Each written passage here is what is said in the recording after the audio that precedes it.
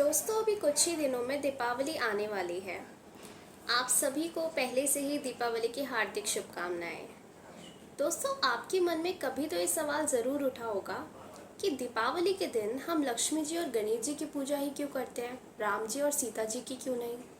और अगर लक्ष्मी जी की पूजा करते हैं तो उनके साथ विष्णु जी की पूजा क्यों नहीं करते। दोस्तों दीपावली का इतिहास श्री राम जी के वापस आने के अलावा और भी महत्वपूर्ण घटनाओं से जुड़ा हुआ है। असल में सनातन धर्म का ज्ञान इतना व्यापक है कि हमें अपने ही त्योहारों के इतिहास के बारे में नहीं। कि इस वीडियो में हम दीपावली पर लक्ष्मी जी और गणेश जी की पूजा क्यों की जाती है, दीपावली का इतिहास क्या है, इसका महत्व क्या है, इन सब के बारे में समझेंगे। और गाइस अगर आपको ये वीडियो पसंद आए तो अपने फ्रेंड्स एंड फैमिली के साथ शेयर कीजिएगा। दीपावली को किसी एक घटना से जोड़ना तो कठिन है, किंतु अंधकार पर प्रकाश की विजय यही इसका उद्देश्य है। जहाँ जहाँ पर बुराई हारती है और अच्छाई की विजय हुई है, दीपावली को ऐसी घटनाओं से जोड़ा जाए। अगर आप इतिहास में देखेंगे तो प्राचीन और आधुनिक काल में आपको ऐसी बहुत सी घटनाएं मिलेंगी जिन्हें दीपावली से जोड़ा जाता है। आधुनिक काल में सिख धर्म में बंदी छोड़ दिवस, इस दिन गुरु हरगोबिंद सिंह जी 52 हिंदू राजाओं के साथ मुगलों की कैद से आज़ाद हुए थे, इसलिए बंदी छोड़ दिवस दीपावली के दिन ही मनाया जाता है। अगर आप प्राचीन समय में जाएंगे तो यमराज और नचिकेता में संवाद हुआ था। नचिकेता अर्थात मृत्यु, नचिकेता को ज्ञान प्राप्त हुआ था, इसीलिए जिस दिन ये संवाद हुआ था उस दिन को दीपावली के रूप में मनाया। यह दो घटनाएं बताने का मकसद था कि जहाँ पर भी अज्ञान पर ज्ञान की विजय होती है, बुराई पर अच्छाई की जीत होती है, वहाँ पर उस घटना को दीपावली से जोड़ा जाता है और उसे दीपावली के रूप में मनाया जाता है। तो आप दीपावली को किसी भी एक घटना से कनेक्ट नहीं कर सकते। जो पद्म पुराण, जो कि आज से लगभग 2000 वर्ष पुराना ग्रंथ है, उसमें दीपावली 5 दिन की कही गई है। उसमें दीपावली पर क्या क्या घटनाएं हुई थी उन्हें भी एक्सप्लेन किया गया। दीपावली 5 दिन का त्योहार है जो कि कार्तिक मास पर कृष्ण पक्ष की त्रयोदशी से प्रारंभ होता है।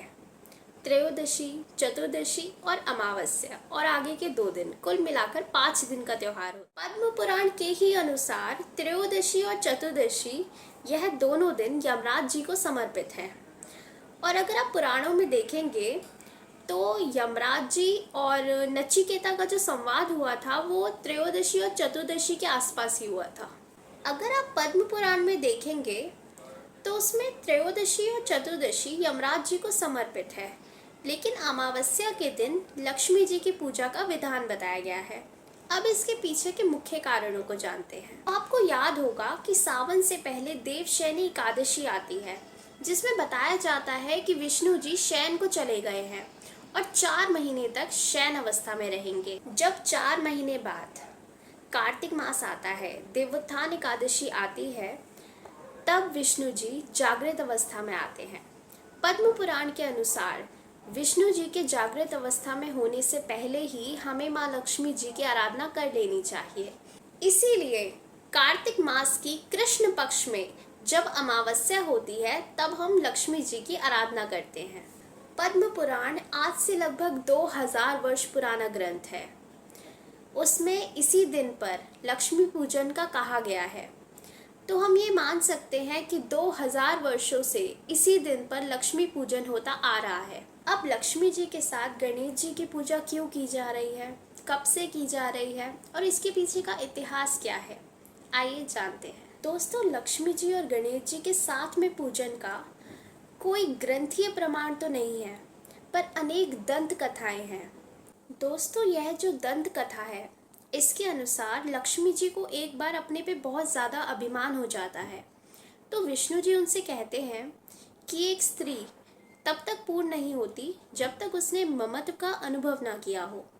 ऐसा सुनकर माँ लक्ष्मी जी बहुत उदास होती हैं और पार्वती जी के पास जाती हैं और उनसे कहती हैं कि आपके पास तो 2 पुत्र हैं, मुझे एक पुत्र दे दीजिए जिसे मैं बड़ा करूंगी, जिससे मेरे अंदर ममत्व का भाव आ जाएगा। तो माँ पार्वती जी गणेश जी को लक्ष्मी जी को दे देती हैं, जिससे गणेश जी माँ लक्ष्मी जी के मानस पुत्र कहलाते हैं। दोस्तों, यह दंत कथा बहुत प्रचलित है, पर यह कथा किसी भी पुराण या ग्रंथ में नहीं है, परंतु इसी के अनुसार लक्ष्मी जी और गणेश जी की पूजा साथ में की जाती है। लेकिन अगर आप इसके पीछे का सिंबॉलिज्म देखें तो आपको एक गहरा अर्थ जानने को मिलेगा।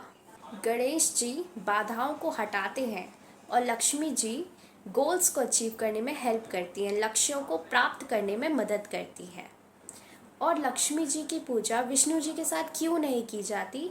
क्योंकि उस समय अमावस्या का समय होता है, जैसे कि मैंने बताया, तो विष्णु जी शयन अवस्था में होते हैं। दीपावली की पूजा में बाद में कुबेर जी को और सरस्वती जी को ऐड किया गया। पहले ये पूजा सिर्फ लक्ष्मी जी और गणेश जी की ही की जाती थी। बाद में व्यापारियों के बीच में यह पूजा बहुत ज़्यादा प्रचलित हो गई थी, जो कि अभी भी है। तो लक्ष्मी जी और गणेश जी के साथ सरस्वती जी की, कुबेर जी की भी पूजा। I hope you like this video, and if you like the video, so do like, share and subscribe.